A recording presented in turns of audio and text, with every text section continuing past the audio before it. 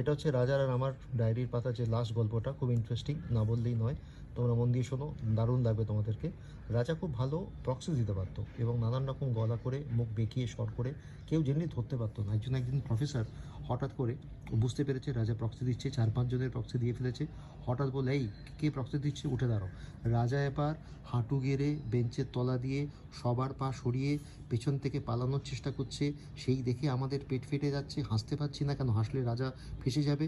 এই হচ্ছে রাজা, কিন্তু খুব মজার আর বিটি ছিল, কাউকে কোনোদিন অসম্মান করতো না। একটা ঘটনা মনে আছে, সুনিতা আমাদের সামনে বসেছে বেঞ্চে, ওর পিঠে একটা চুল ঝুলছিল, কাঁধের মধ্যে চুল। তো হঠাৎ করে রাজা বলল, এই সুনিতা, এটা কি তোমার পিঠের চুল না আমার চোখের ভুল? তো সুনিতা যেহেতু গুজরাটি ছিল, বুঝতে পারছি না কি বলছে রাজা, আমরাও হাসছি, ও হাসছে, এবং এরকমভাবে আমাদের খুব মজা করে কলেজের দিনটা কাটতো। তোমরাও শেয়ার করো ইনস্টাগ্রামে তোমাদের এরকম কোনো বন্ধুর ঘটনা মনে আছে কিনা। আবার দেখা হচ্ছে পরের ব্লগে।